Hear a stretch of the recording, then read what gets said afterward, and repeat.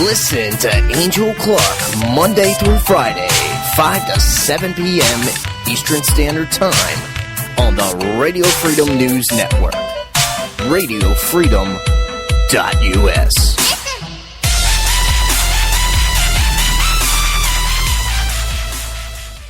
Have you heard about a show called Diane and Wayne's Grab Bag Potpourri? It's a talk show. Well, it's called Grab Bag Potpourri for a reason. They talk about everything under the sun, from education to politics, from lines at the cashier in the stores to parking lot drivers not paying attention. You want real radio? Well, you don't get any more real than that. That's Diane and Wayne's Grab Bag Potpourri talk show. Fridays at 7 p.m. Pacific, 10 p.m. Eastern. A little bit of this, a little bit of that, and a whole lot of fun. We went to the streets to ask people, what do you like about Doc FM? Oh, well, I think he's sexy. He has a very sexy voice, and he makes my headphones tingle. I think the doctor is very smart. Everything he tells you, you must learn it, because it is smartness to know. Plus, he plays my favorite music. He plays like the 80s and the 70s and the 44s and the 62s. J'ai pas eu une seule occasion de rester sans rien faire depuis que je suis arrivé à Camelot. Je suis trop occupé à courir derrière Arthur. Fais ci Merlin, fais ça Merlin. Et quand je cours pas derrière Arthur, je fais des corvées pour vous. Et quand je fais pas ça, j'accomplis mon... Doc FM on Spreaker.com. Well, it's no secret that Doctor won't play none of that countrified music, so I don't really listen to him that much, but when I do, it's a hold down. The first time that I listened to the Doctor, he was making fun of the British. After I got over my attitude, I came back and listened to him. He's wonderful and raucous. Listen to Doc FM every Saturday evening, 7 p.m. Central, right here on Spreaker.com.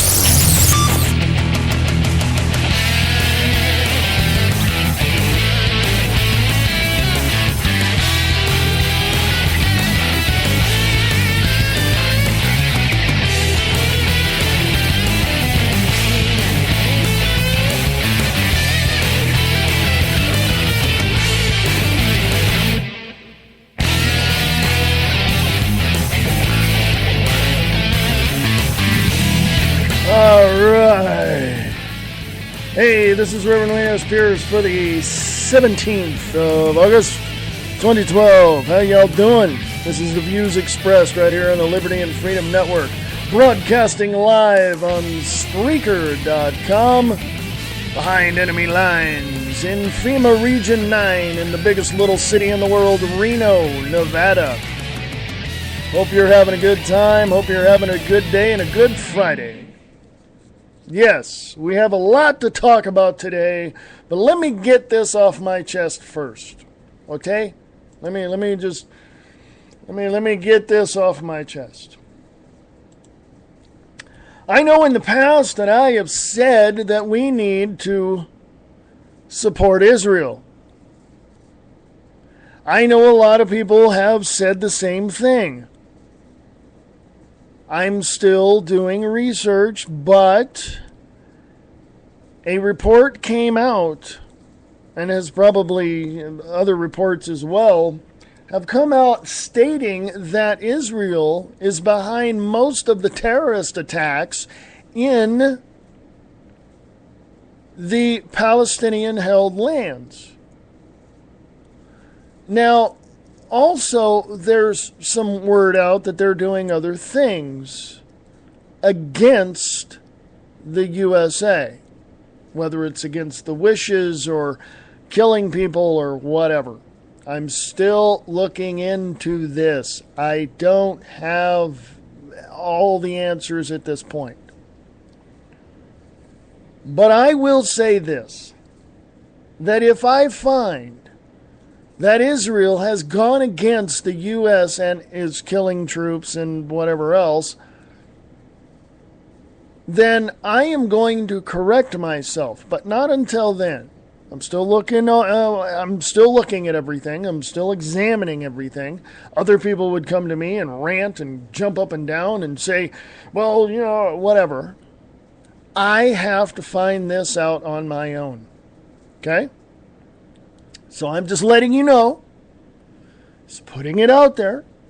if you have any information that you want to share with me in that regards, you can. And you can send that to Liberty and Freedom Network at USA.com. Liberty and Freedom Network at USA.com. Now, speaking of which, you can go to Liberty and Freedom Network on Facebook. That's Liberty and Freedom Network on Facebook.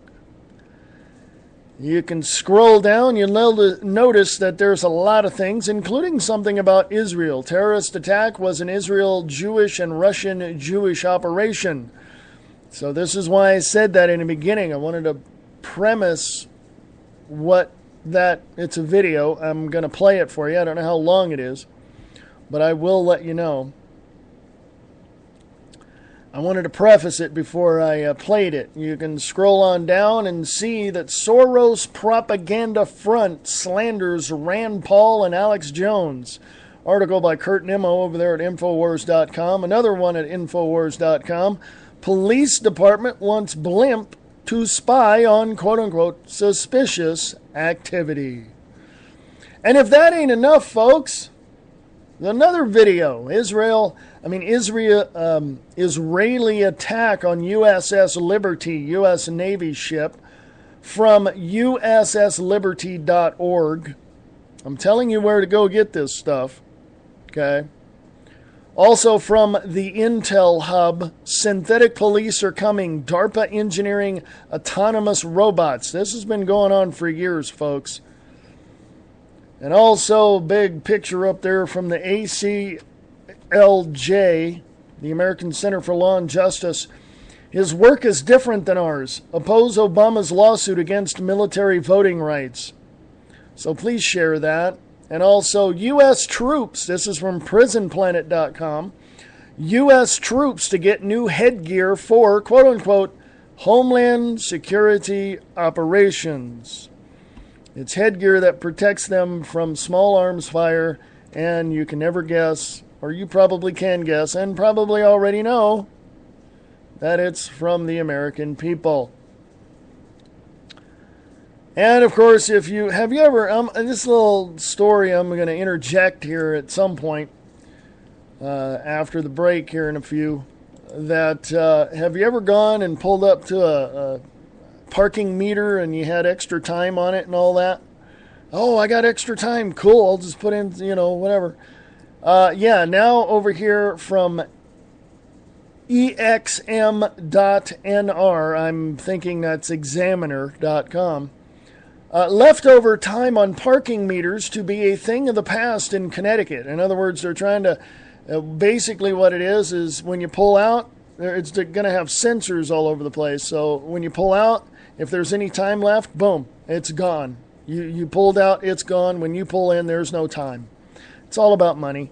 Also, Dave Mustaine from Megadeth clears up what he said over in Singapore. Also, if you scroll down, you'll see the U.S. government's coming war with the American people. Insane quantities of government ammo purchased. Also, Dan Dix up there at Press for Truth TV has an update. Trap wire updates. So you can keep on scrolling down. There's a little video I put up there. Said the story of your enslavement. Also a picture of cameras. WikiLeaks had put out surveillance cameras around the country are being used in a huge spy network related to the trap wire updates from Dan Dix at Press for Truth TV. Also, another picture up there. It says bans on smoking, but toxic chemicals are okay. Talking about chemtrails there. We're going to go through a whole lot, and I'll give you my analysis of every bit of that. And it's interesting. No guests today on the show. I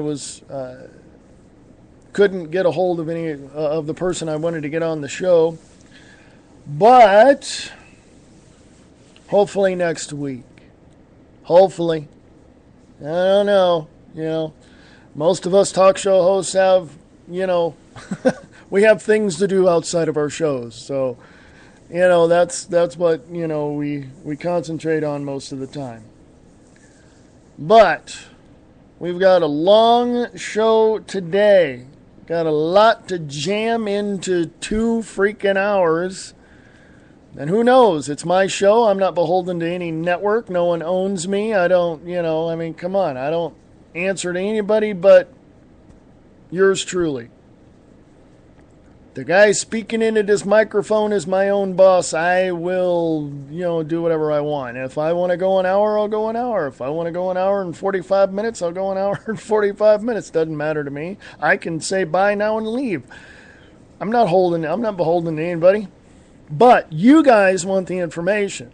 You guys, I've got a lot of followers. Every notification I get in my email about having followers there on Spreaker.com, I went from 600 or 592 people or something like that to, and I can go show you or tell you what it is. Can't show you. I don't have a webcam on this show.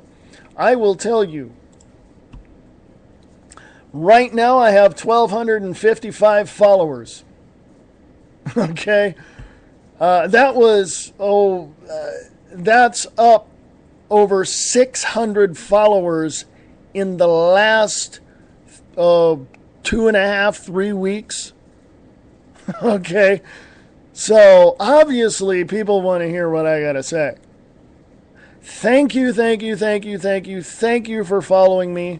Please, email me a note letting me know who you are, though, because I'd like to know who's following me. And if you pop in the chat room on Spreaker, let me know who you are. Just say, hey, I dropped in. I'm one of your followers. Just wanted to say, hey, whatever you want to say. But if you're going to leave, please let me know you're leaving because, I don't know if you're there or not. Because I may want to refer to you, and if you ain't there, you know what I mean? So anyway, hey, we're going to go to break. We're going to take one of my long breaks first. So if you've got 6 minutes you got to spare and go do what you got to do, please come back, enjoy, and we shall be back right after this.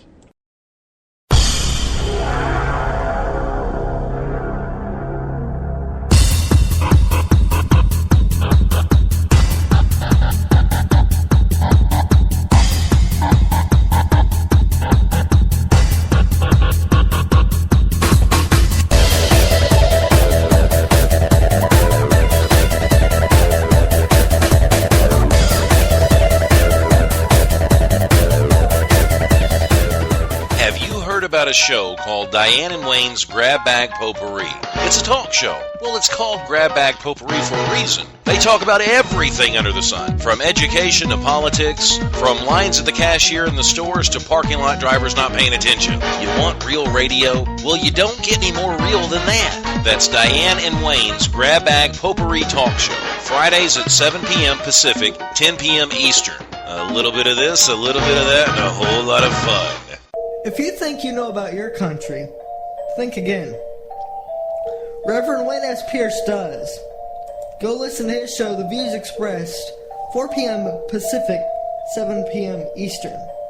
You'll listen to Reverend Wayne S. Pierce because this is no longer the United States of America we used to live in.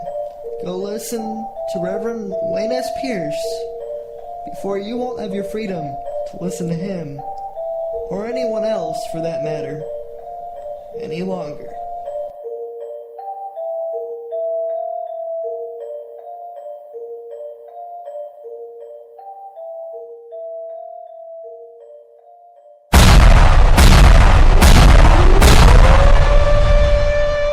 This is Spreaker Reviews. Hey everybody, join the only review show on Spreaker.com. That's right, Nick Schott with Spreaker Reviews. Every Monday through Friday at 5:30 p.m. Eastern. Check it out. Nick Schott, Spreaker Reviews. Every Monday through Friday at 5:30 p.m. Eastern. Only here on Spreaker.com.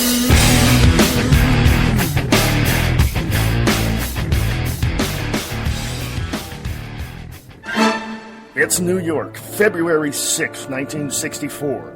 The Beatles are making their appearance on The Ed Sullivan Show in one more day. The Plaza Hotel is crazy with the preparations. Alex Frazier, a desk clerk, has secretly let his brother Freddie use the penthouse suite for the evening so he can wine and dine the girl of his dreams. What Alex and Freddie don't know is the Secret Service are using the same room to hide spy novelist Henry Lade. His most recent novel has attracted the attention of the Soviets and East Germans.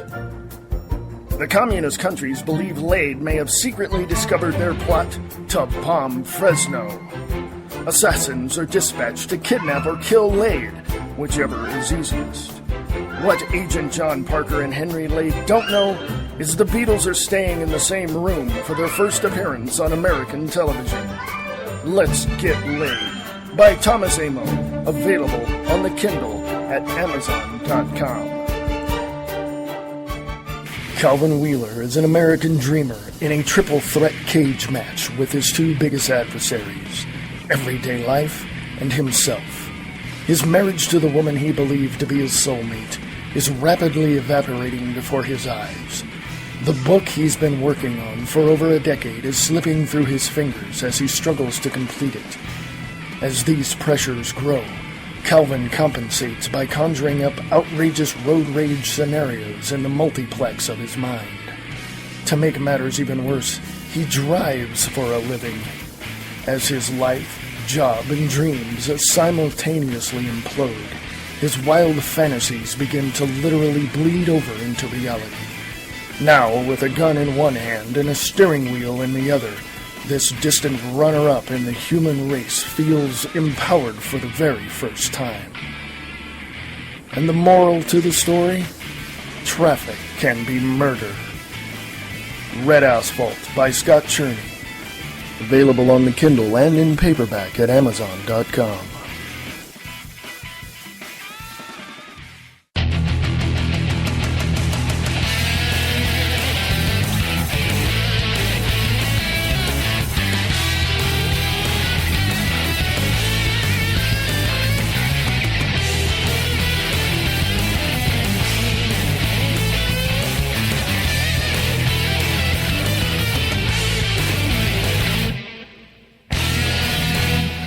Hey, this is Reverend Wayne S. Pierce. This is the views expressed for the 17th of August, 2012. I'm glad you're here. If you're in the chat room, say hi. Let me know what's on your mind. We're going to rush through. Actually, this is a long segment, so we won't be rushing through anything at this point. So, anyway, I do want to get something off my chest, though. I put a podcast up for this show. And I do want to get something off my chest. Where did people get their driver's license, if they have one? I know in the state of Nevada, you have to have one before you get behind the wheel of a car. In most states, that's true. But where did people get their driver's license? You know, Diana, my other half for the Diana and Wayne's Grab Bag Potpourri Talk Show, tonight at 8 p.m. Pacific, 11 p.m. Eastern. She and I were talking about this when we were out and about earlier. And I believe, this is my own personal view of this, that anybody who gets a driver's license should at least have 2 months of intensive psychological evaluation. 4 hours a day, 5 days a week for 2 months. And you know why? This is my perspective. I don't want some idiot behind the wheel of a car. Okay? That's just me. Now, I'll tell you why. It's real simple. When I'm backing out of a parking space at China Mart, you know what I'm talking about. It requires someone walking, seeing the car and stopping and allowing the car to do what they need to do and leave. And then, of course, the person can continue walking. But as I'm pulling out of the parking space, it doesn't require the person seeing the car moving to run behind my car to get to where they're going. Okay? Same thing with going down the aisle as you're leaving or pulling in. Specifically when you're leaving. If you're leaving and you have to, you're going down the aisle and you're going to make a, turn on to how you got to get out of there. And someone is coming up and turning in where you're trying to go out of, and they almost hit your car, chances are that's a stupid driver. As a matter of fact, not chance, it is a stupid driver, because they have no thought at all about you moving out or the cars behind them. Why can't you be courteous enough just to stop before turning? That way you hold up the traffic behind you and I can get out. Kind of makes sense to me. I don't know. You have any common sense that you're dealing with there? That's possibly the easiest thing to do. Just stop, let me go. Boom, you can have a plenty of room to make your turn into the aisle. Okay? But I do believe that we need 2 months intensive psychological evaluation on anybody getting a driver's license. I don't care if you're 18 getting your driver's license or 30 and getting it for the first time. Okay? Some people would say, well, geez, that'd eliminate about half the people right there on the road. Bingo! There's this thing called public transportation. If you can't drive, I'm sure you can save a hell of a lot of money on gas by getting yourself a bus pass. Okay, that's inconvenient. If I'm going shopping, then call a friend. Call a cab. People do it all the time. I see it where we live here. I see it all the time. A cab's pulling up with people getting out with groceries. Hello? There's always a way around it. Anyway, listen to the podcast. I said something else as well. It's there before the show. You can check it out. And I did the reason why I wasn't here yesterday is because of the fact that I was out and about, had to go to the doctor yesterday. Nothing's wrong. I'm, healthy so far. And when I got home, I had plenty of time to do a podcast, and I wasn't here on time, but I had plenty of time to do a podcast before going and picking up Diana from work. And I did the podcast. It was 1 hour of a podcast. I had that much time. I was a little late picking her up, but I had plenty of time. And it wasn't that late. It was a couple of minutes. No big deal. But it's not there. The podcast is not there. Okay? It's not on Spreaker where I recorded it. So, yeah, I thought, well, maybe they had a glitch in the system and it'll be there in the morning. Nope, not there. Not there at all. So I had a podcast yesterday, which I did one, and it's not there. Because I'm looking even now. Okay? And it's not there. The only podcast that's there is today's, the 17th of August, 2012. So, anyway, no show yesterday. So fire me. I'm no show, no call, no show. But anyway, and every so often we have to take a break, don't we? Anyway, the thing that I wanted to talk about, I just wanted to share that with you, a little side note, a little something going on behind the scenes. I think you guys, like to hear the gossip more than you like to hear anything else. But I'm glad that you're listening to everything else so that way you can draw your own conclusion and make decisions as a result of the choices that are out there for you. But I want to get in to Liberty and Freedom Network on Facebook. Go check it out. First thing on the list. First thing. I'm going to preface reading this and breaking this article down for you by asking this question. When you see people arguing for banning health food stores or vitamin stores or places like GNC or anything like, if you see people protesting to put those businesses out of business because, they're not, I don't know why, but when you see protests and people talking about, well, we need to regulate these health food stores, those are talking points from the far left liberal socialists that are out there. And they have absolutely no care in the world about your freedoms. Ever. If you go to David Icke, that's ICKE, davidicke.com, click on the link on Liberty and Freedom Network. The headline reads, Scandal at the FDA. Board members with drug maker ties voted to approve drugs that's killing women. Okay? Or I should say drug.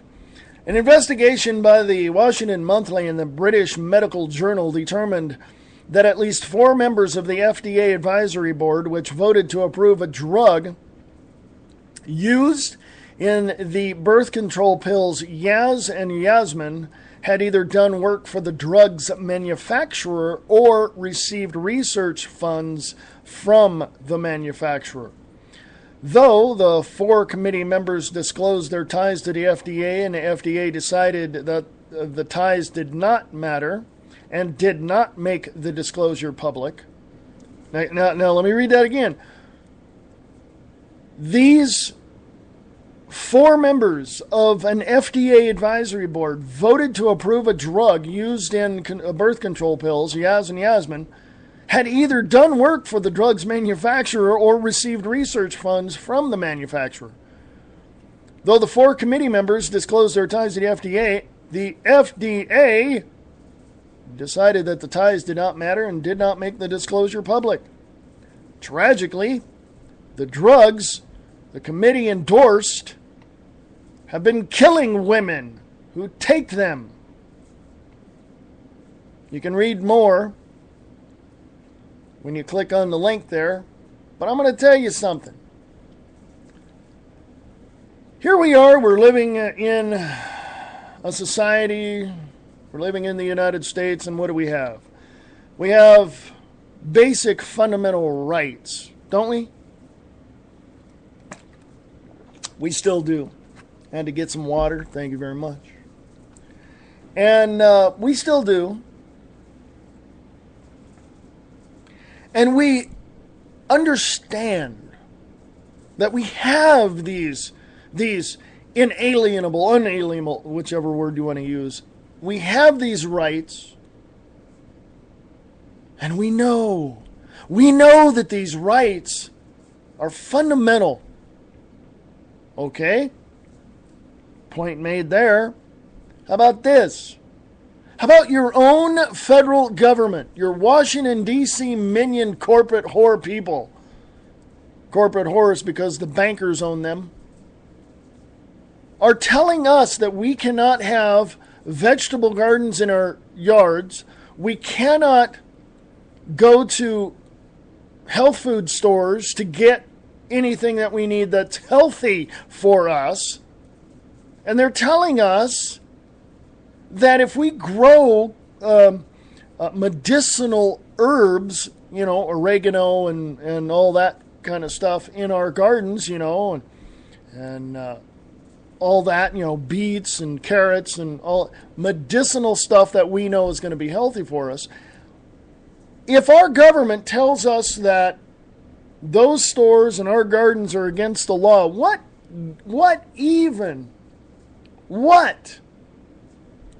is next in that parade? If the government is telling us that we can't do that we can't go to these stores and get healthy, then what's the next step in that? I believe that the next step in that is our government telling us that we have to eat the GMO crops that are out there, that we have to eat what they supply, because they keep telling us they know better. They don't. They're idiots. Every single last one of them. They're idiots. And when I say every single last one of them, let me just pull that back a little bit before someone gets a little pissed off. And let me reiterate and rephrase that. Over 95% of Congress does not know what they're doing. Period. When it comes to you and I having our rights being stolen, where we cannot even grow a garden in our yard to keep us healthy. And also, this goes into, the kids having a lemonade stand. Remember when you were younger and you had a lemonade stand out in front of your house? The other day, a group of kids who wanted to go on a trip said, yeah, let's put a lemonade stand out there. Cops came by and told them they had to take it down because they didn't have the right, they didn't have a license. A woman in Pennsylvania yesterday was fined, or would be, or has been, fined $600 a day because she invited kids over to her place where, it was hungry children in the area used to go to the Catholic Church, to the diocese, to the outreach there and eat but she invited them over. Okay? The cops came and said, no, you can't do that. It's more than 50 people. What? She was going to be fined by the city of Philadelphia $600 a day because she didn't have the right variance, the right license, and the license was going to cost $1,000. Excuse me? Really? It's all about the money. Go ahead, have your son or daughter create a lemonade stand, or have your son go out and mow lawns in a neighborhood. I guarantee you a cop is going to pull him over at some point or come talk to you and say he can't do that without a business license. It's all about the money. Hell, when I was a kid, I used to mow the lawns. Come on. Remember that? It's all about money and it's all about control. Hey, went to the Spreaker chat and Daryl Dillard is there. How you doing there, Big D? And to answer your question, yes, it will. The Diana and Wayne's Grab Bag Potpourri talk show will be on tonight at 8 p.m. Pacific, 8 p.m. Pacific, 11 p.m. Eastern. So just wanted to let all you know and let Daryl know. But yeah, so here's a woman in Pennsylvania going to be, if not already, fined $600 a day because she invited kids over to her house to feed them there and yada yada and whatever, It's up on the Liberty and Freedom Network on Facebook. You can scroll down and look for that. But I'm telling you, it's getting absolutely ridiculous. And I say this as a joke, but I can't pull, I'd pull my hair out, but I don't have much left. Come on.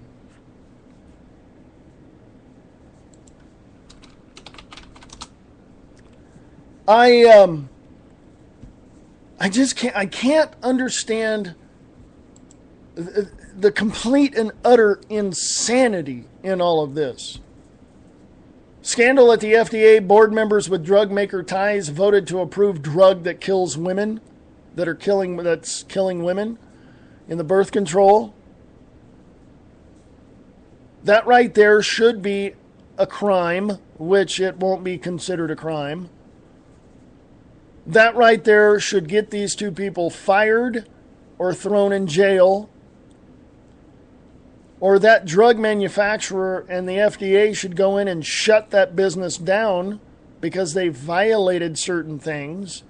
Oh, I'm sure it's going to be investigated. You can go on the link there in Liberty and Freedom Network. It'll take you to davidike.com. Okay? Now, I don't, you get to the point where it really has, honestly, if you're not pissed off as what's going on around you and how the criminals are getting away with absolute insanity, something's got to be done. If you're not pissed off, where's your head? You know what I mean? Where's your heart? Where's your soul? If you can't see this stuff happening out in front of you, you got a big problem. All right? Big problem. Like I said in the beginning of the show, I may have to apologize because I was telling people to support Israel. I'm going to change gears and go into this direction. I say that I may have to apologize because I, said that we should support Israel. Yeah, I've known, bits and pieces here that people were saying that the Israelis are nothing more than terrorists and all this. And they help try to, bring down Palestine. That's been going on for 5,000 years. Can we just, get on to some other subject, But I personally want to apologize and tell you that I may be wrong in asking people to support Israel. I don't know. I'm still looking into this. I've heard all the other arguments as well. I'm still looking into this. Because the Israeli people are human beings just like you and I, and they need support. The government, on the other hand, jury is still out on that one. Because of this. Israel's terrorist attacks was an Israeli Jewish and Russian Jewish operation. I have another article which I'm going to scroll down here on Liberty and Freedom Network on Facebook and tell you more about. And it basically is Israeli attack on USS Liberty. Those are two videos that I seriously want you to see yourself. Okay? Seriously. Okay? We're going to go to break here in a few minutes. And when I get back, what I'll do is I'll recap the first video. And then I'll play it for you. And then I'll recap the other video. And then I'll play that for you for the audio portion of it. You guys can go to Liberty and Freedom Network on Facebook. Scroll down and check out those videos yourself if you'd like. But I'm going to go to break here in just a few minutes, about 3.5, 4 minutes, something like that. But I wanted to share with you one other thing from theintelhub.com. Synthetic police are coming. DARPA engineering autonomous robots. Let me read this to you. Susan Polzel contributed the story over at the Intel Hub.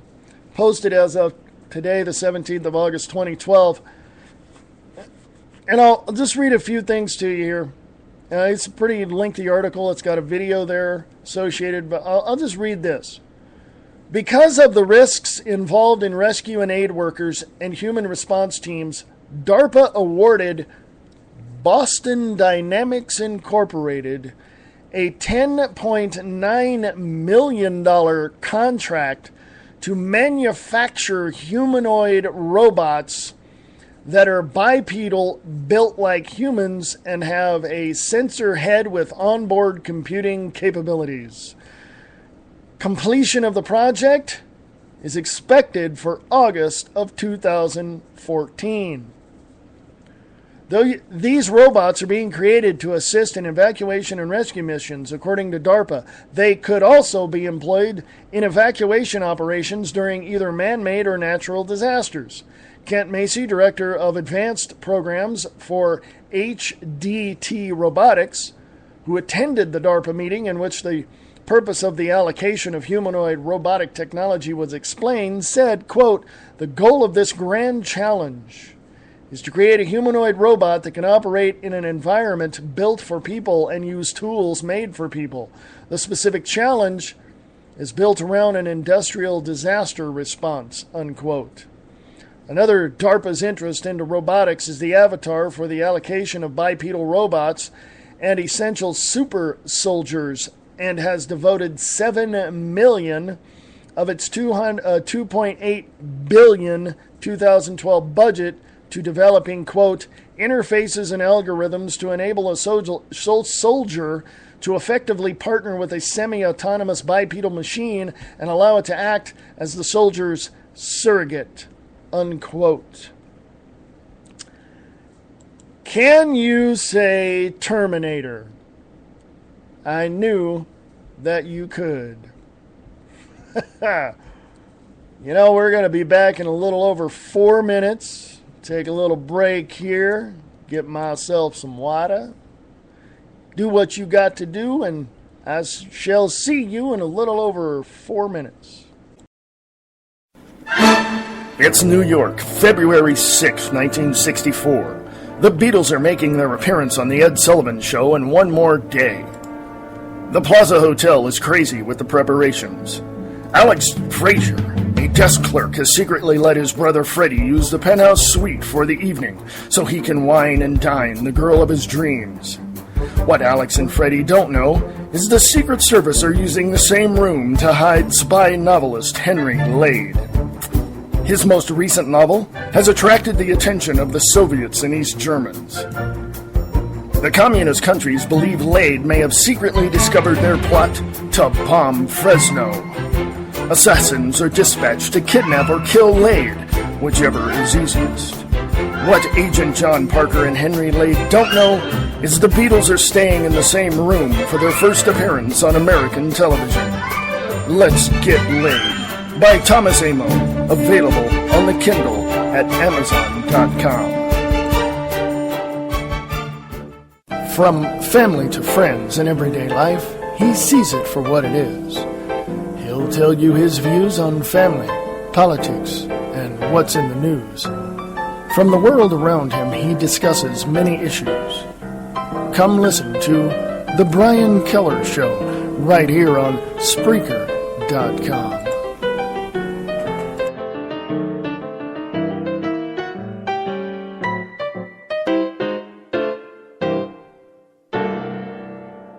Late Night in the Midlands is an alternative media that covers the truth, theory, and fact that the lamestream media won't talk about. We cover everything from the known and the unknown, the normal and the paranormal, the government lies and the government ties, and even their thrive. We tell what's coming, what's going, whether it be politics or archaeologists.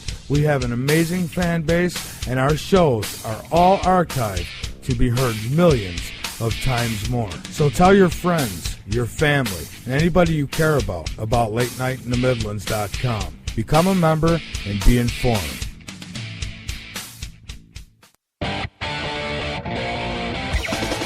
Whatever the subject you can think of, we talk about it. Come join Diana and Wayne as we discuss whatever it is that is happening in our lives. Come and listen to Diana and Wayne's Grab Bag Potpourri Talk Show. Check it out on Spreaker.com.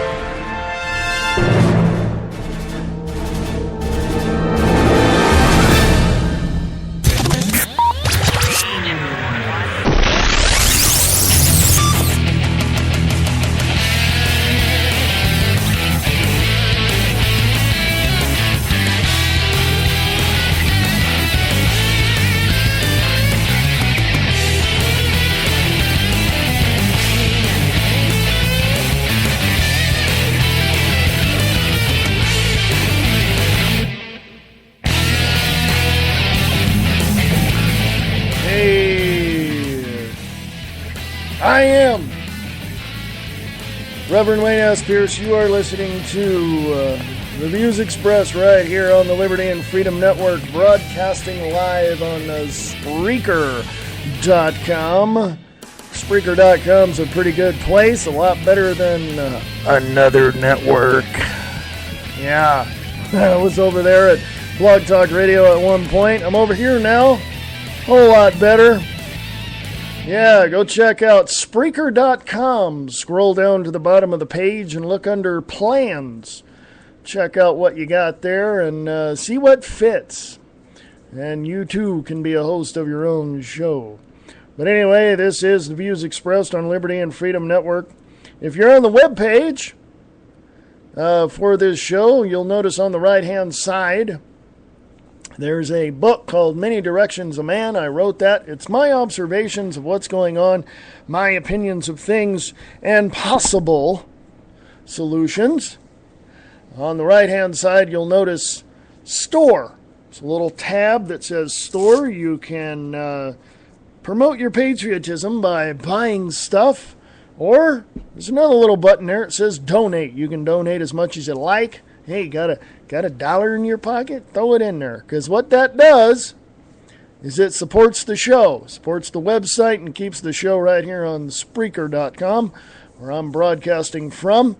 Keeps everything going so that you can hear what I got to say when I analyze the news and what's really out there. I want to make a correction. You heard the promo of the Brian Keller show. Brian Keller is now over on KTRNradio.com.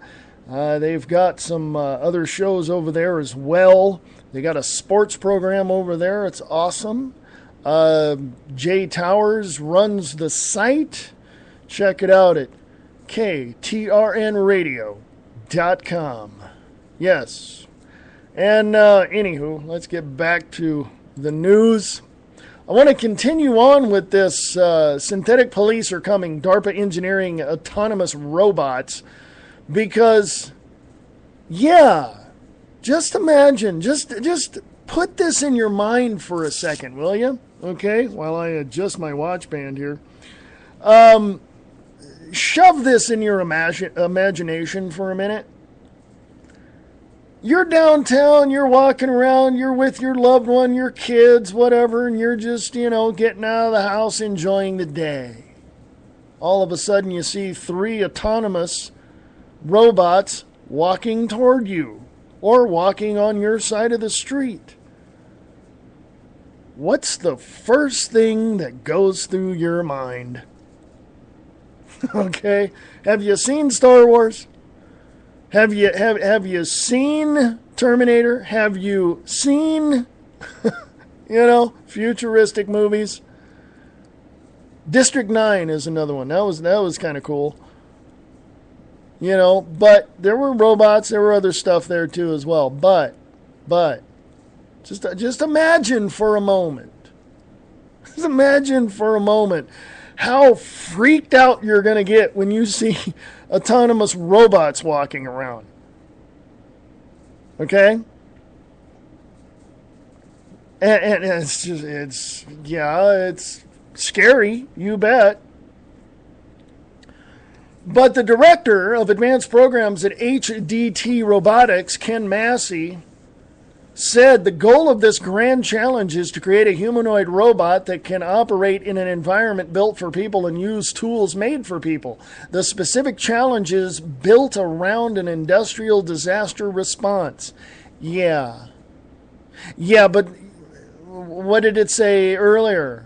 Evacuations during man-made or natural disasters. Yeah.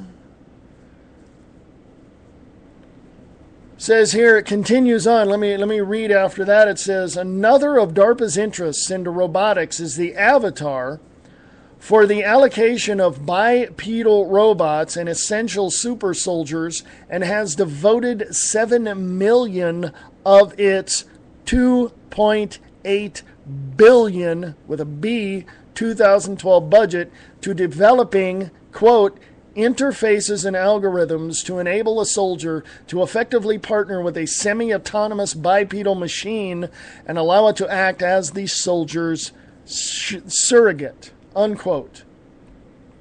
The human-controlled... Hold on to your horses here, folks. These human-controlled robots will be strong enough to, quote, clear a room, unquote, and, quote, facilitate sentry control and combat casualty recovery, unquote. Yet these, quote-unquote, Terminators, that's what they say in the article, would easily be the most effective weapon against civil unrest or radical revolutionaries that did not subscribe to the globalist agenda. This article is at theintelhub.com. Click on the link in Liberty and Freedom Network on Facebook. Stanford University's Aerospace Robotics Lab, ARL, wants to, hang on to your shorts, introduce autonomous robots into law enforcement situations, such as response in lieu of police SWAT teams. Folks, they've been developing robots for decades. I remember seeing robots or humanoidal-looking machines back in the early 80s after I graduated high school, okay? That's over 30 years ago, all right? This has been going on for quite some time, all right? So this is nothing new. They're just now going, oh, yes, we're coming out with these robots. It's been around a while, okay? Let me continue. In high-risk tactical situations, autonomous robots could replace trained personnel without threat of injury or loss of life. Under the direction of a tactical commander, those robots could be released to provide safe and secure assurance of mission completion. In other words, you're in their crosshairs, they want you gone, you're gone.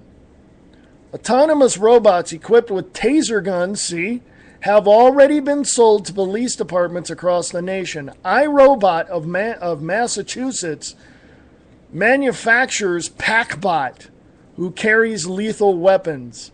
Let's see, who was the governor of Massachusetts currently running for Republican Party nominee for president? Let's see. Whose father was governor of Michigan at one point? Oh, yeah. Mitt Romney. While these robots were first introduced as assistants in military missions in Iraq and Afghanistan, they have found their way into local police departments. Hey, let me interject something here. About 6 months ago or so, the Pentagon told all law enforcement, hey, we have surplus military equipment. It's yours. All you got to do is pay for shipping. Yeah, hello. Continuing, the Naval Research Laboratory interests SAFFIR, the Shipboard Autonomous Firefight Robot.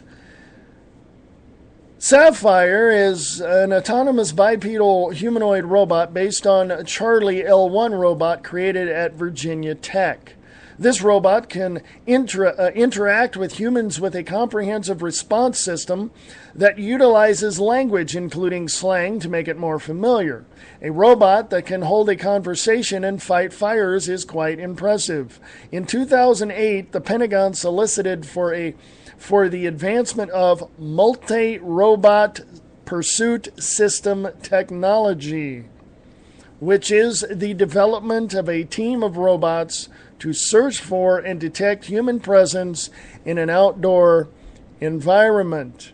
Shall I continue? These robots, although only semi-autonomous, have been theorized from gaming community arising out of first-person shooter games. A team of robots could be under the direction of one human operator. The purpose of this robotic technology would be to seek out and detect Non-cooperative human subjects. Continuing, the beginning stages of the global elite's visions of, quote, robots on hunt to hunt down humans like a pack of dogs, unquote, are becoming a reality. These robots will be armed and autonomous. Their cranium sensors will be able to, quote, detect human breath and the radio waves associated with the human heartbeat, unquote. A force of robotic, quote-unquote, peacekeepers that are programmed to become violent without remorse will enable the government to organize an act where human law enforcement may hesitate. Do you understand, folks, that they're taking the human element out of the interaction or, between humans? We're going to rebel because the elites are trying to collapse America so that they can take it over and create the North American Union, which is already on paper. 2005, Baylor University. 2009, I think it was Ontario, Canada. President signed, all that. Go check it out. They're going to take the human element out of it.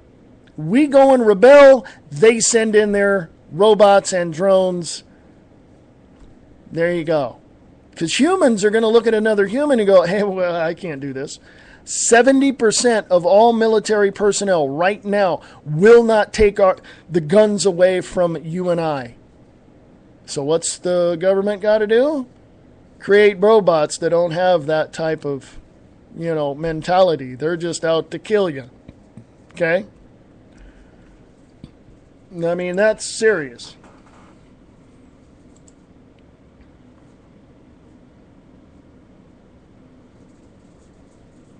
Yeah, yes, exactly, Daryl. You are absolutely 100% correct.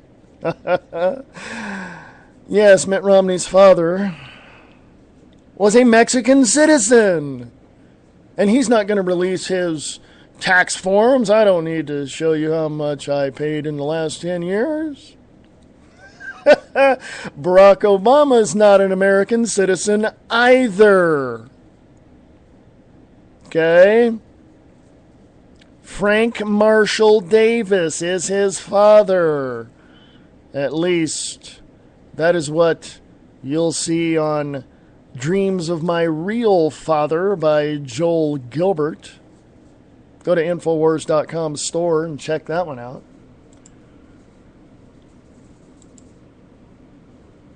The George Orwell, or Eric Blair from MI5 British Intelligence, wrote a book called 1984. It was not supposed to be a freaking manual, okay? It's not the instructions, but it was, because in 1948, this is what was going on right after World War II.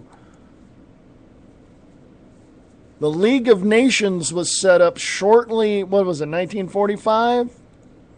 In 1954 in Bilderberg, Sweden, I think it is. Correct me if I'm wrong. Got a bunch of other people that said, hey, we need to do this, this, and this. The Rothschilds set it up. The Rockefellers were there. David Rockefeller is one of the big head honchos. He's like 95. He's on his way out. Do you understand the whole the whole thing? Your mortgages are fraud, your school loans are fraud, your bank loans are fraud. Everything that you see in money-wise is fraud. Why? Because it's backed up by nothing. The dollar you have in your pocket has no strength in anything because it's made up out of thin air. But I'm holding it. I see it. It's right there. No. What's backing it up is not there. It's derivatives. We're in the hole as a United States of America for $16 trillion that we're never going to be able to pay. But the bankers, creating money out of thin air, have created over $1.5 quadrillion in derivatives which don't exist. And they say we owe it. And they're out of their flippin' minds. God. Hey, it's the top of the hour. I'll come back, share with you some more news. It's the top of the hour. I'll go away now. I'll be back in a little over 5 minutes, and I shall return right after this.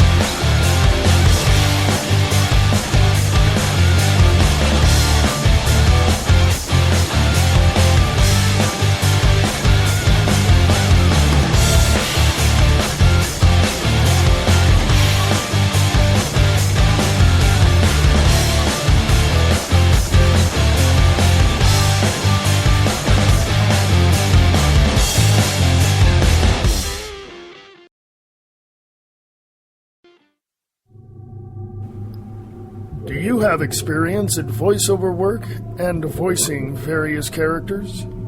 Eastland, a sci-fi radio theater, is looking for you. If you are a writer or an actor and would like to have your material showcased, please contact Eastland Radio Films for more information. For more information, please send an audition clip to eastlandradiofilms@usa.com. Put into the subject line Voices so the email is delivered correctly. That's eastlandradiofilms@usa.com. What does freedom mean? Tune in to LRN.FM to find out. LRN.FM is the Liberty Radio Network, a collection of live talk radio and podcasts, all coming from a principled pro-liberty perspective. LRN.FM show hosts aren't left, right, or conspiracy kooks. You can tune in 24/7 to LRN.FM via your phone, computer, satellite, and more. Listen free anytime at LRN.FM. That's LRN.FM.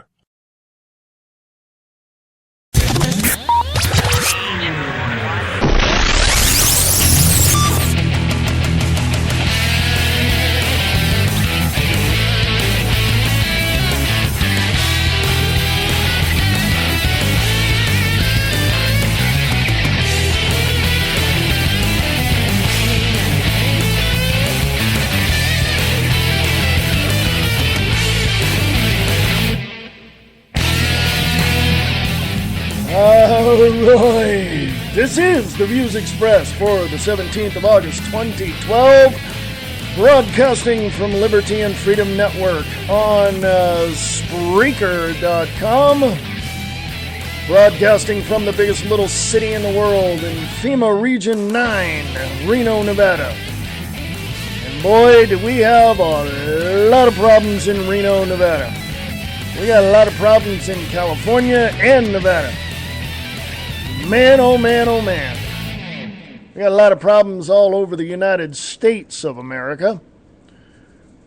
Senator Harry Reid and Republican Dean Heller, Representative Dean Heller, both signed on to the NDAA, the National Defense Authorization Act. Yeah, they want you indefinitely detained. Okay? And they'll tell you it's for terrorists. No, I don't. No.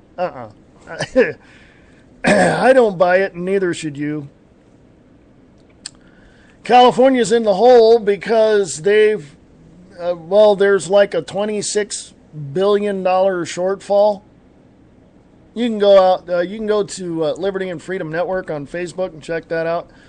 It's around there somewhere. You can scroll down and check things out.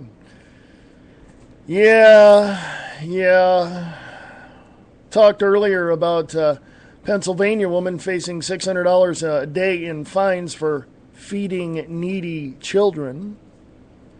Yeah, talked about that earlier. The other day I talked about TSA's millimeter wave scanners radiate cells with untested and dangerous technology. I got one word, duh. Okay. And also, let me ask you a question, okay? If you're up there in age, I am. I just turned 50 just a couple of weeks ago. I'm not shy to tell you how old I am. If I were to tell you my story from when I was a kid and growing up and adolescence and teenagehood and all that, you'd wonder, wow, you made it to 50? But I'm here. Okay? So I'm talking to you folks out there that are like up there, you know what I mean? You're like getting ready to file for Social Security, maybe Social Security disability, and that kind of thing. So let me ask you this. I got this big question for you. From theblaze.com, Social Security Administration requests massive amounts of .357 ammo. But why? It goes to the National Oceanic Atmospheric Administration, which, there's other little tentacles of that, such as the Weather Service and, all of that. And there's other, game, wardens out there, that kind of thing, and they're semantics. They're going, oh, no. It's not for us. It's for the law enforcement part of that. Yeah, that's right. Yeah. Homeland Security ordered up over 1.5 billion rounds of ammunition of various types. Why? When you don't need that much for the military? Hello? Just on an average day, you don't need that much. Or an average year, you don't need that much. Okay? It's for us, folks. It's for us. Because they know we are awake. We're aware of their criminal activity, okay? So everybody's ordering, and they're ordering up various types. That way, if you have a weapon and you go down to your gun store and you go to buy up, 4 or 5, maybe 10, 12, packages or boxes of ammo, yeah, chances are they're going to be out of it. Or if they're not, they will be. So why is Social Security Administration requesting massive amounts of 357 ammo? You can go to the link there in Liberty and Freedom Network and read what I read. It's just absolutely in-freaking-sane. Okay? And here's why. The U.S. government's coming war with the American people. Insane quantities of government ammo purchases. This is from truththeory.com. And actually, it's over at, as soon as it comes up here, Truth Theory, but it's actually over at naturalnews.com with Health Ranger Mike Adams reporting on this. He says, at the same time politicians in Washington are openly talking about banning online ammo sales to American citizens, which they are after this latest, or this last shooting they had, that they set up and created for themselves. The government itself is arming to the teeth, and not in a military sense either. The Department of Homeland Security is stockpiling insane quantities of anti-personnel, quote, hollow point, unquote, ammo of all calibers, including, I think he meant something, tactical shotgun ammo, anti-personnel pistol rounds, and match-grade .308 sniper rounds. As the DHS fights no foreign wars and only has jurisdiction in the United States, the only purpose of this ammo can be for use against the American people. The only purpose of this ammo can be for use against the American people. That's what Mike Adams says, the Health Ranger over at naturalnews.com. The most recent DHS solicitation contract is seeking massive quantities of anti-personnel ammunition for the quote-unquote Department of Homeland Security Federal Law Enforcement Training Center. The PDF document showing this is available, and he has a link there on his page. And they've made a backup copy at Natural News. There's a good coverage of this story at prisonplanet.com. And this is a very lengthy article. But let me just go down this part here. And it says, as you can see for yourself, Mike Adams writes, this DHS contract requests huge quantities of all the following ammunition and much more. Over 1 million rounds of hollow point .223 rifle ammo. Over 500,000 rounds of non-hollow point .223 rifle ammo. 220,000 rounds of 12-gauge shotgun number 7 ammo, target ammo. Over 200,000 rounds of 12-gauge shotgun double-aught buckshot ammo, tactical anti-personnel ammo. 66,000 rounds of 12-gauge shotgun slugs, tactical anti-personnel, anti-vehicle rounds. Shoot one of those in a block of a car, you end its life. Over 2 million rounds of hollow point .357 SIG JPH hollow point pistol ammo, anti-personnel. Over 4 million rounds of 40 caliber Smith & Wesson JPH hollow point pistol ammo, anti-personnel. Over 60,000 rounds of .308 match-grade anti-personnel sniper rounds, BTHP. Plus hundreds of thousands of additional rounds of .38 Special, 45 Auto, 9mm, 7.62 by 39 AK rifle ammo, and others. This is on top of the 450 million rounds of 40 caliber Smith & Wesson hollow point rounds the DHS has already requested. Click on the link on Liberty and Freedom Network. The U.S. government's coming war with the American people. Insane quantities of government ammo purchases point to only one purpose. Tell me. Come on. Come on. Tell me what all of this is for. Yeah, like the Weather Service needs 220 some odd thousand rounds of ammo. What?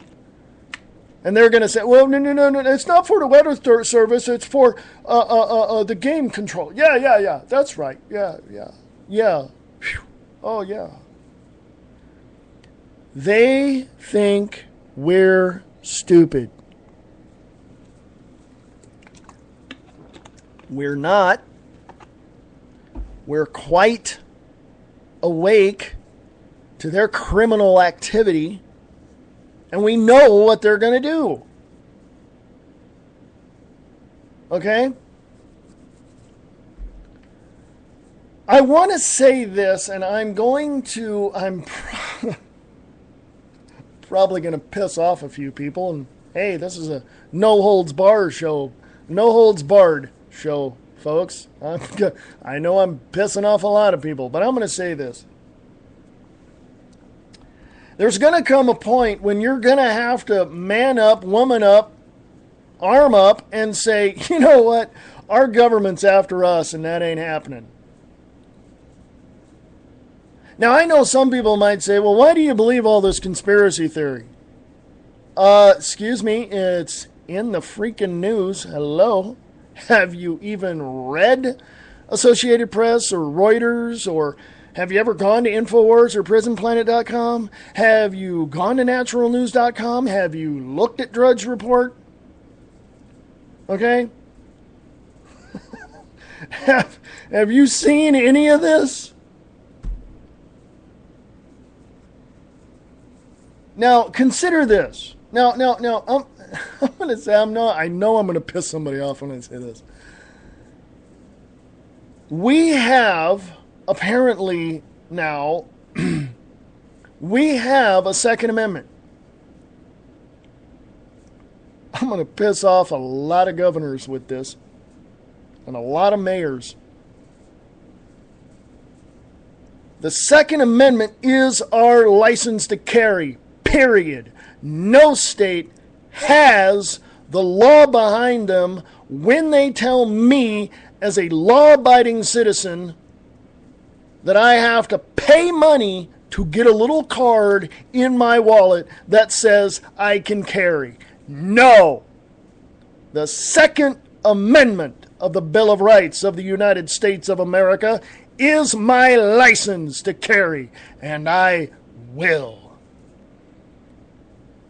And I'm talking directly to you governors and representatives that apparently are supposed to be representing us, but you're not.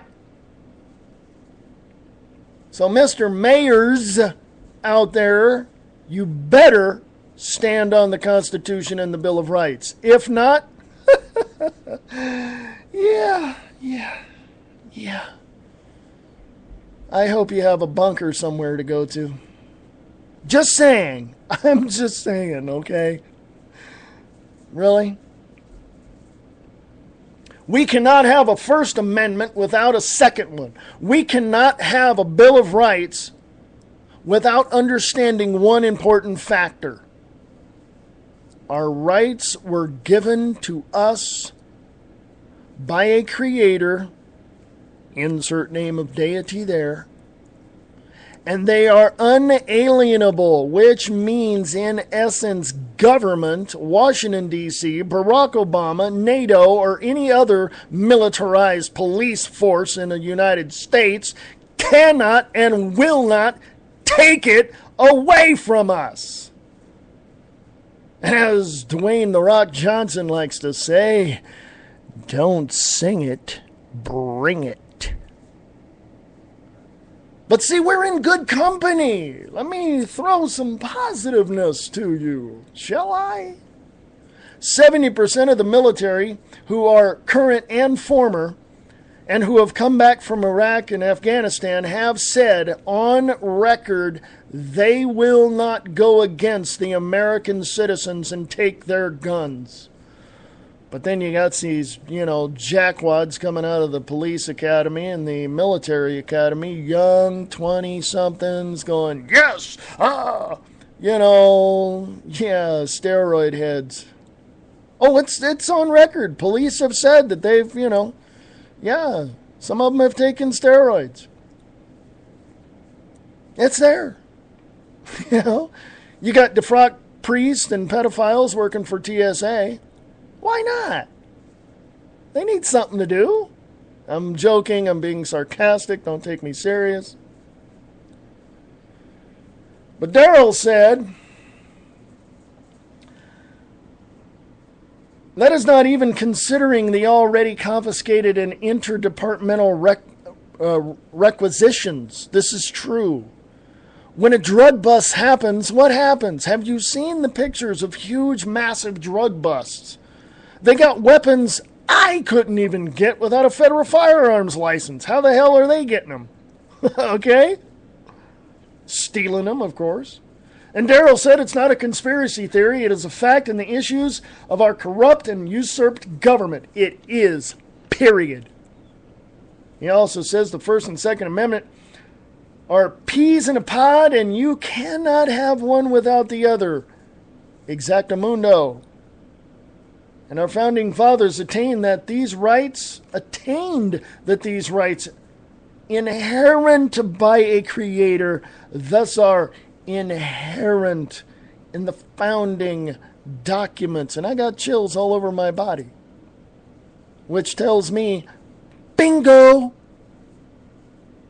Someone's been doing their research.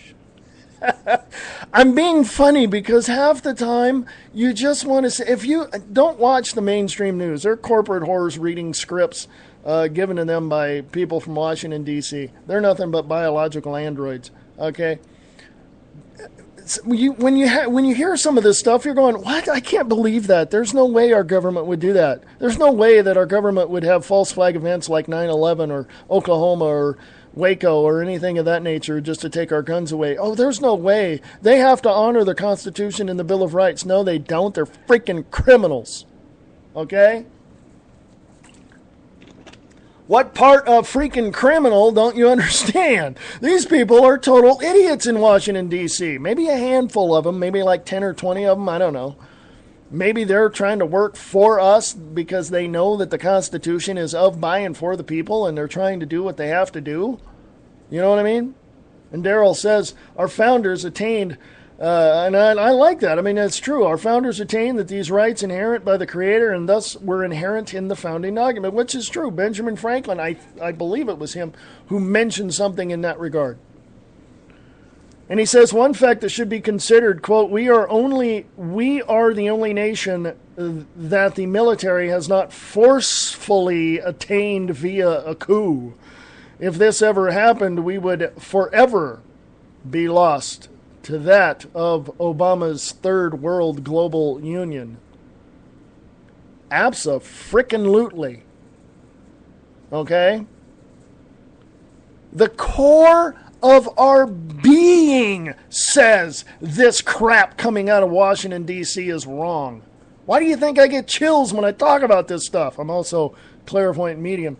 But the thing that you have to understand is our founding fathers said we have to have 3 branches of government. Why? Executive, judicial, and legislative. Why? Because if one, they all have to, hold each other accountable, of course, but now, 236 years later, who cares? You cannot have one person in one of those branches have control of everything because it winds up being dictatorship like it is now under a fascist the phrase literally is democratic socialist. Got any examples? Yes. President Hugo Chavez down in Venezuela. He's a fascist. He's a dictator. What's the first thing he did in the 6 months when he became president down there? He nationalized everything. Petroleum, food, he just said, hey, it's all mine now. Come on. I was listening to a program earlier today, and with the crap going on in California and all of that, and the host literally said, here is my view, and this is what should happen. Privatize all the services. Everything that you can within the ability it can be privatized. I said that. She went on to say something else. But it's true. It's absolutely true. California is totally in the hole and broke and busted, and it can no longer come out of it. There's no way. My hometown of Stockton, California is considering filing bankruptcy, as well as 3 other towns. Okay? Bell, California. Was it Bell, California and Maywood, or some Maywood or something down here in California, in Southern California. The city council, the head of the city council, was making over $500,000 a year. That's freaking insane. People retire out of schools, school teachers and instructors and all that. Police officers, firemen. They retire making more money than they did working. What? No. Hello? No. One caller in the show that I was listening to called in. I think he was from Oklahoma or Maine or something. I don't know. He called in. He says, I'm not going to pay any more of my money out in taxes to support California. Something to that effect. He said that. The caller. And I totally agree. I think we should all, because taxes are a fraud, we've only been paying taxes since the 1950s. We've been leasing our property, it's called property tax, of our property to the government, you know what I mean? Since that time. It's all fraud. It's all a fraud, all of it. The IRS, on record, is the biggest collection agency in the world and has power to come after you for everything you have, including your house, your car, your business, your dog, your whatever. They'll take it. They don't care. Okay?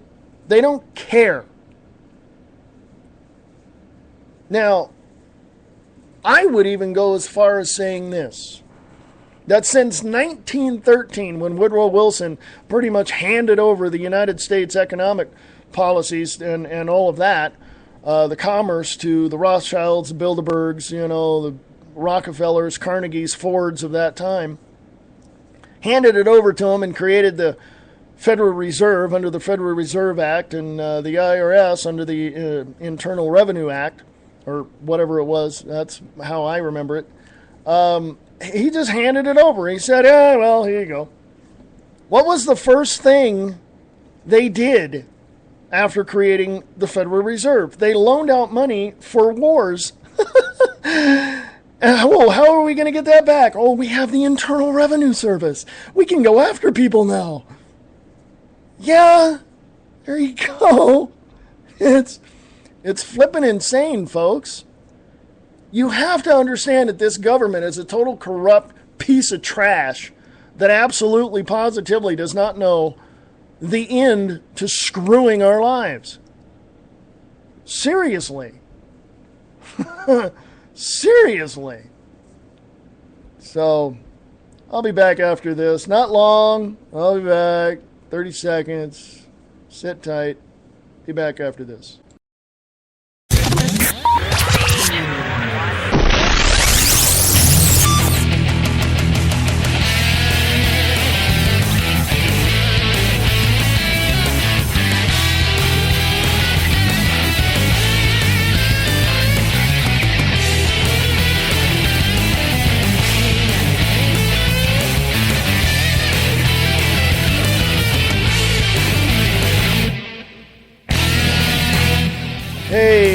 is Reverend Wayne S. Pierce. You are listening to The Views Expressed on the Liberty and Freedom Network, broadcasting live on Spreaker.com. Hey, I said when I came back from the last break I would share with you some videos, and I am going to. But I first want to say, this is a short segment. Play these videos, when I go to break, come back, finish up for the day. Okay? Just want to let you know. If you have articles, or if you write articles that you want others to see, and you want them in our free email newsletter, Liberty and Freedom Network newsletter, please email us at libertyandfreedomnetwork@usa.com. Liberty and Freedom Network @usa.com. If you have an article that you want put on the website associated with this show, you can email us there, Liberty and Freedom Network @usa.com. Liberty and Freedom Network @usa.com.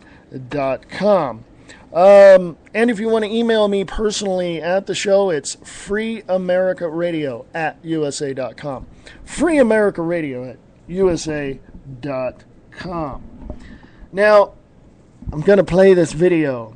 It's titled Israel's terrorist attack was an Israel-Jewish-Russian Jewish operation.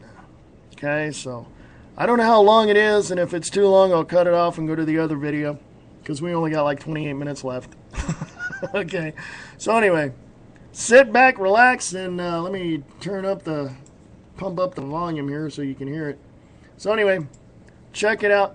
Here it is. Israelis' terrorist attack was an Israeli Jewish and Russian Jewish operation.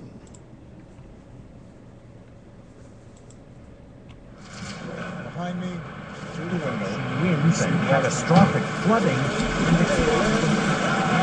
In infamy, the United States of America was suddenly and deliberately attacked by naval and air forces. World Today newsreel terror has been unleashed on the globe, where the targets themselves are not the targets, but the terror attacks are a catalyst for a global war by a faction of the British Empire. They are acts of terror supported in large part by international drug money and fraud that traces into and is protected by the administration established by President Barack Obama.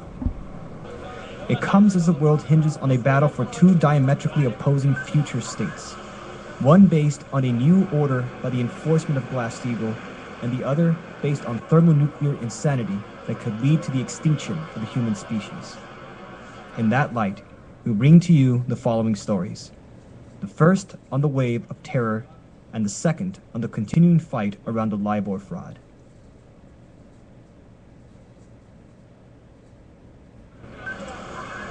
The sophisticated targeted bombings and assassinations from the last 72 hours in 3 distant locations, activated virtually on the same day, leave the footprints of an Israeli operation.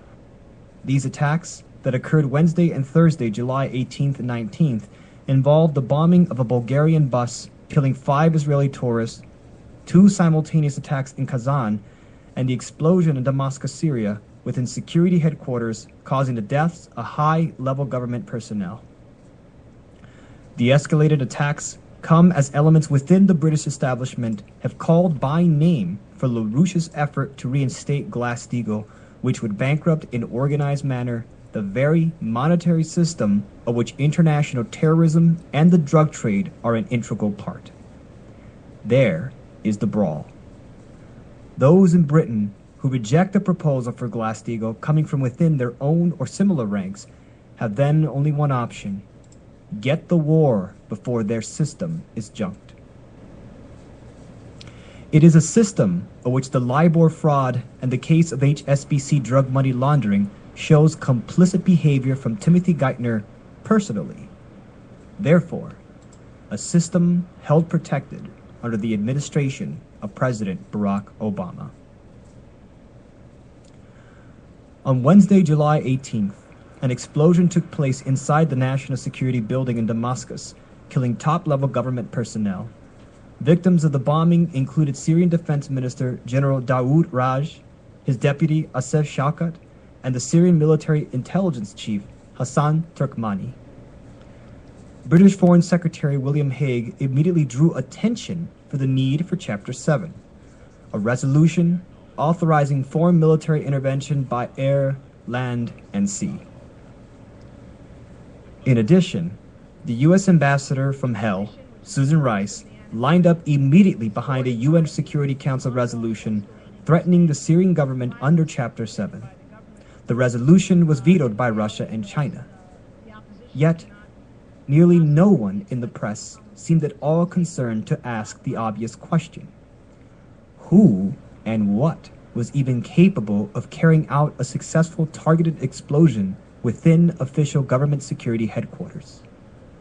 Why would the British and Susan Rice pull for military intervention immediately, disregarding such a question? If the intent is to provoke a future state of global warfare, such questions must be disregarded. While even some in Britain at the very least condemned the terrorist attack, no such condemnation came from the Obama White House. To this, Lyndon LaRouche stated, "No condemnation? That's what the issue is, what the problem is, Obama." This is such real insanity, bestial insanity. You're talking about thermonuclear war, and they want to play with setting fuses off?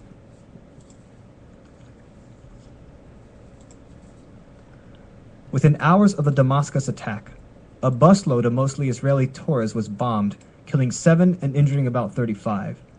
As soon as Israel received the news from Burgas, assuming that they were not already expecting it, without any evidence, Israeli Prime Minister Netanyahu and Defense Minister Ehud Barak immediately blamed Hezbollah as carrying out the attack on behalf of Iran. LaRouche commented, "That's absolute crap. I'll mark a suspicion on Netanyahu. That's not real. The point is, the Israeli terrorist types, like Netanyahu, are actually playing a provocateur role, probably through their intelligence networks. Now, for example, the Israeli network in that region is often Russian. So therefore, you have the Jewish Russians, Russian Jews, who are used in this sort of operation. This is an operation, and it has the smell of Obama all over it. And he loves to kill." Following the Damascus and Bulgarian slaughter, 2 of Russia's most prominent Muslim opponents of religious extremism were targeted. At 10 a.m. Thursday morning, Deputy Mufti Valula Yakupov was assassinated at the door of his home in Tatarstan's regional capital of Kaza. Yakupov was shot 6 times and died on the way to the hospital. An hour later, in a different part of town, Tatarstan's head Mufti Ildus Fayzov was severely injured as he was thrown from his vehicle after a blast from explosive devices attached to his car. Both Yakupov and Fayzov were known for the promotion of a moderate Sunni doctrine against radical Islam. At one point, Fayzov warned against extremism in an interview in 2011 when he said, "The Salafis and Wahhabis constitute a very great danger. There are no moderates among them. They all finish one day by taking up arms." While the details of the attacks are yet to be investigated, the attacks itself represented the first major assault on Muslim leaders in Russia outside the North Caucasus, right at the neck of Moscow. Russian President Vladimir Putin, at a meeting with leaders of the Duma parties, commented on the attack, saying, "This is a serious signal. On the whole, we realize what is going on in certain regions of the Russian Federation, but it is not enough to realize it. The situation must be understood and analyzed, and decisions adopted in time." In light of this tragic event, we can say that preemptive steps were not taken in this instance. That what has come from the Obama administration is best illustrated by Obama's implication in being complicit to terror activities, as his selected Treasury Secretary Timothy Geithner showed no interest in shutting down drug money laundering as in the case of HSBC, the type of financial assets that feeds international terrorism. And worst, in the midst of these attacks, Saudi intelligence head Prince Mukrin resigned and was replaced by none other than Prince Bandar bin Sultan. the man whose bank account traces to the funding of 2 of the 9/11 hijackers. What is being protected by the Obama administration is the identity of the monetary system and the monetary system itself. It is illicit money by drugs and manipulation, as in the case of LIBOR, a financial haven that is the lifeblood of terrorist activities. A faction in Britain has decided to junk that system. Those who refuse to join are using those elements of the system to provoke what could amount to a thermonuclear confrontation.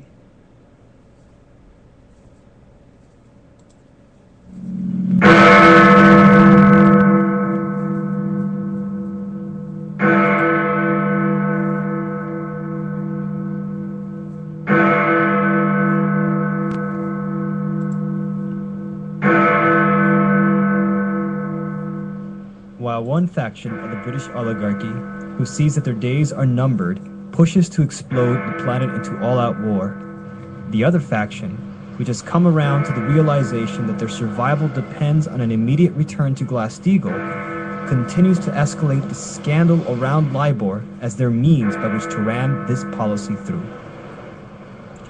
The British Parliament has now set up a special commission to investigate the LIBOR rigging crime.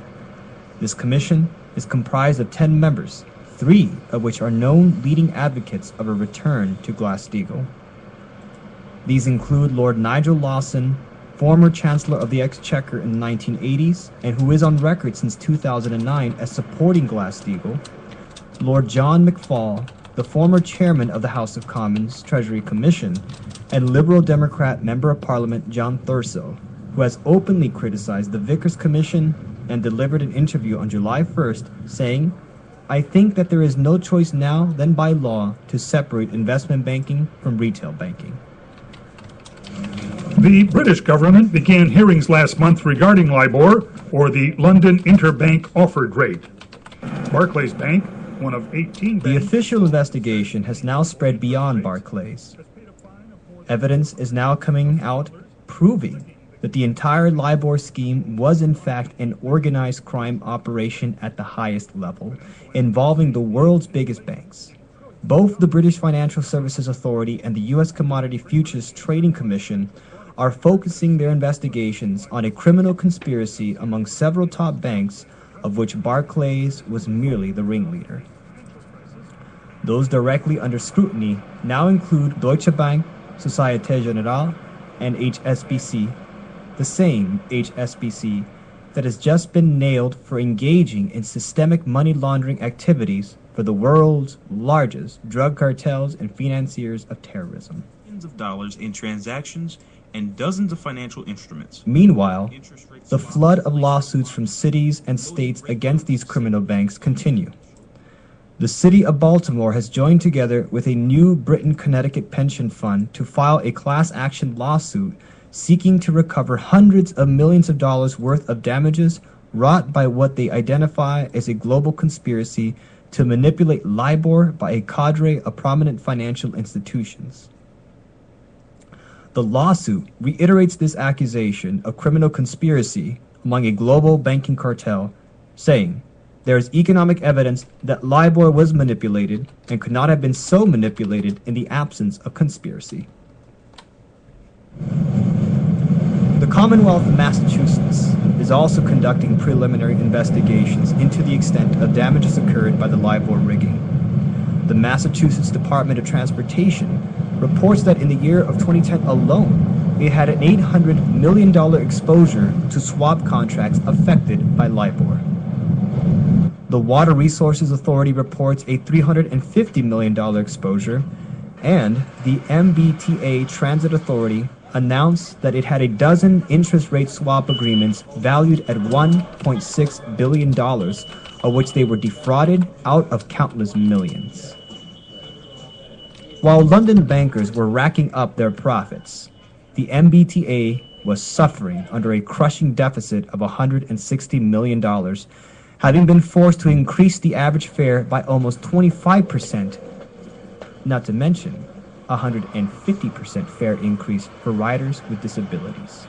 and taxes are being cut for wealthy people, and there are bailouts for banks on Wall Street, and none of it reaches people in this neighborhood. So we just think that's wrong. According to a study published in June called "How Wall Street is Bankrupting Our Public Transit Agencies by Profiteering Off of Toxic Swap Deals," Wall Street banks have swooped in to take advantage of a financially desperate transit agency and its riders by roping the T into risky interest rate swap deals.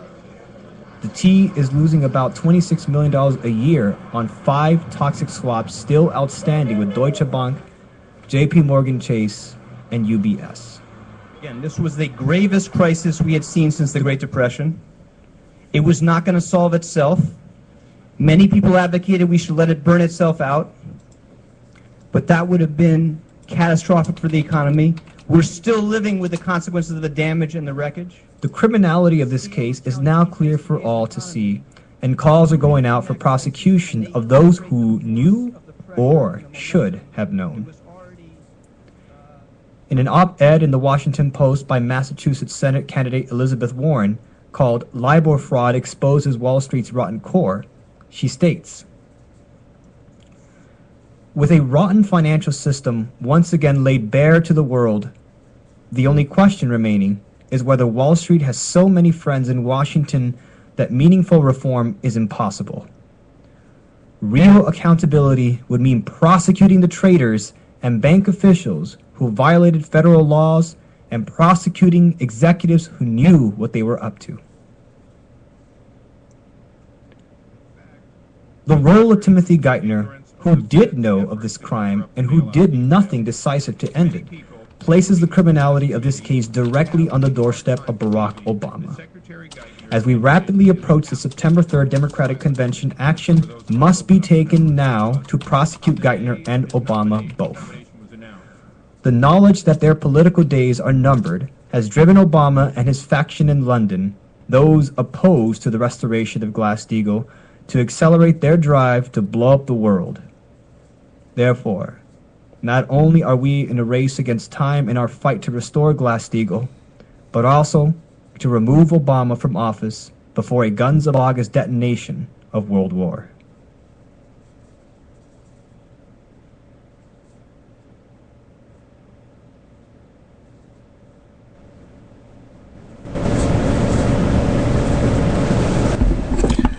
That was interesting, was it not? I was going to stop it, but I thought, I'm going to let it go because it's very, very important to see who is actually, number one, running the world. And everybody, all the banks and everybody's involved. And number two, it's very important to see who the criminals are. And at the end there, you heard Timothy Geithner talk about all that and about the recession. And let me tell you something, he's a crook. I mean, when Obama took office, Rahm Emanuel, was his spokesman, wasn't he? And then, somebody found out about him and his father being a terrorist. And what'd they do? They sent him off to one of the capitals of mafiadom, if that's a word, to Chicago, Illinois. So, I mean, come on. Who are the freaking criminals here? It's the people in Washington, D.C. Now, I want to check something here. I may or may not have time to run this next video. Oh, I got time. I got 5 minutes. 5 minutes and 7 seconds on this next video. But basically is what it is. It's the Israelis' attack on the USS Liberty. Okay, just a little tie-in there with the Israeli terrorist that we supposedly call our friends. So again, at the beginning of the show, if I said that we need to support Israel, I may be wrong in that, but I'm still looking into it, and so we'll go from there. So here's this. It's a video of tanks and all of that. You can see the video on Liberty and Freedom Network on Facebook. It just shows all kinds of stuff. In the early 1960s, the chairman of the Joint Chiefs of Staff, Ella Lemonster, concocted a plan for false flag operations as a pretext to invade Cuba and for war with the Soviet Union. In Operation Northwoods, they planned to hijack jets by remote control, crash them, and blame the attack on Cuba. There were many other terrorist attacks they planned to carry out that were contained within the document. One scenario mentioned was the destruction of a U.S. naval vessel that was to be blamed on a foreign power as a pretext for war with any enemy they picked. President Lyndon Baines Johnson went operational with Northwoods on June 8, 1967 during the Six-Day War. During the Six-Day War between Israel and the Arab nations, the USS Liberty was sent by Johnson to collect electronic intelligence in the eastern Mediterranean. The clearly marked U.S. intelligence ship was 14 miles off the coast of Israel in international waters. A short time after the air attack had been completed, the 3 torpedo boats approached us from our starboard quarter at high speed and in an apparent torpedo launch attitude. Israeli surveillance aircraft flew low over the ship and clearly identified it as an American vessel. At 2 p.m. that afternoon, the USS Liberty was attacked by 3 Mirage 3 fighter bombers. From the onset of the attack, the fighter bombers were jamming U.S. signals. Not only were they jamming U.S. signals specifically, they were also unmarked, the only unmarked aircraft in Israel's arsenal. The fighter bombers strafed the ships with their cannons, dropped conventional munitions and napalm on the ship, repeatedly from stem to stern. After the Mirages had done their work, the ship was hit by medium bomber Dassault missiles carrying napalm and other munitions like white phosphorus. The USS Liberty was then attacked by 3 Israeli torpedo boats bearing Israeli flags. The torpedo gunboats opened fire with high-caliber machine guns and launched torpedoes. A single torpedo struck the ship, blowing a hole in both sides, entering the ship and leaving a 30-foot exit hole when it exploded. Then the torpedo boats began strafing life rafts in the water, an international war term. While all of this was happening, the oversized American flag flew clearly above the ship. The attack on the Liberty went on for hour after hour after hour. During the entire attack, the USS Liberty continually called the Sixth Fleet that was nearby, begging for air support or rescue. 2 aircraft carriers in the Med responded by launching fighter aircraft. Unbelievably, they were recalled by the White House. Rear Admiral Geist, then commanding the carriers in the Sixth Fleet, called Washington personally to confirm the recall order. Secretary of Defense McNamara came on the line, and then President Johnson himself told Geist, "I want that goddamn ship going to the bottom. No help. Recall the wings." Imagine being Admiral Geist begging the president to allow you to defend an American ship that's under attack and being told by him that he wants the ship going to the bottom. Despite the fact that the U.S. carriers withdrew their help, a Russian spy ship appeared and witnessed part of the attack. After 3 hours into the attack, the Israelis withdrew because there were witnesses, allowing the damaged USS Liberty to limp to safety. 40 years after the attack on the USS Liberty, we know exactly what happened. I've interviewed former chairman of the Joint Chiefs of Staff, Admiral Thomas Moore. I've interviewed the admirals that were on the line who heard what President Johnson said. I've even talked to the head JAG officer of the Navy who was ordered to falsify the reports and cover up what had really happened. One of the Israeli pilots has gone public as well, saying that 3 times he refused over his radio to headquarters to attack the ship, saying clearly that it was an American ship in international waters and an ally. He was ordered under threat of court-martial to engage the ship. In a nutshell, this is what happened. President Johnson had personal control over the ship, parked it in the Mediterranean, made a backroom deal with Israel to attack it with an order to kill all aboard. Then the attack on the ship was to be blamed on Egypt. The U.S. would enter the war and take over the entire Middle East in the aftermath of the attack on the most highly decorated ship in U.S. history. The captain and his entire crew were told they would spend life in prison or be killed if they told anyone what happened. Captain William L. McGonigal was given the Congressional Medal of Honor in secret and told not to tell anyone that he had won the award.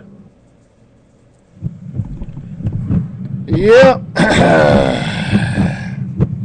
Now, isn't it obvious? Okay, if you can't observe the obvious, and you still have your eyes closed and you still think that the government is doing a wonderful job. You need to get your head out of your tuchus and literally do the research yourself. Because I'm telling you right now, you don't have to believe anything I say or Alex Jones says or anything of that nature.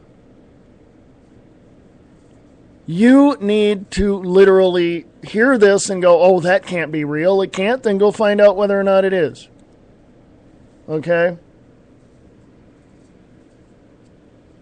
Now, it literally is not something like I said in the beginning of the show, people call me a conspiracy theorist. I'm not. I deal with facts. I look at everything, and then I say, okay, let's dig through here to see if they all relate with one another.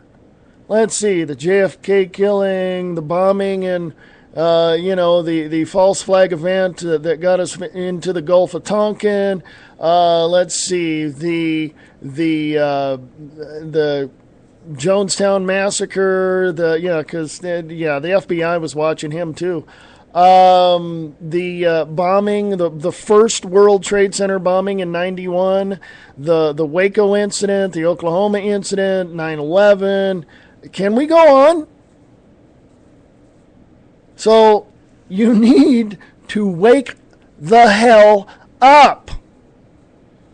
I encouraged people the other day on the show, because I wasn't here yesterday, I encouraged people the other day on the show to go out and get the ammo that you need for the weapons that you have. And if you don't have weapons, get some. I do not condone violence. Let me make that perfectly clear right now. I do not condone violence. I do support defense. It's a big difference. Somebody come walking into your house, getting into your fridge. You don't know this person from anybody else in the neighborhood, and they're going to eat your food and use your bathroom and say, oh, this is mine now? No, I don't think so. I really don't think so. I encourage you to go out and look this stuff up yourself, okay? You don't have to believe me. Don't believe Glenn Beck. Don't believe Alex Jones. Don't believe any of them. Don't believe them.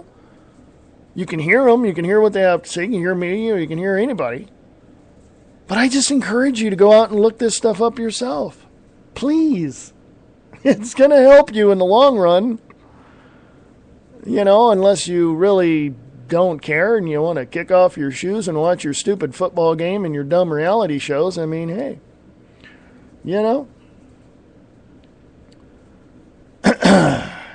self-preservation and survival. That's the name of the game. We're going to get out of here. We're going to go away now. We're going to enjoy the rest of our weekend.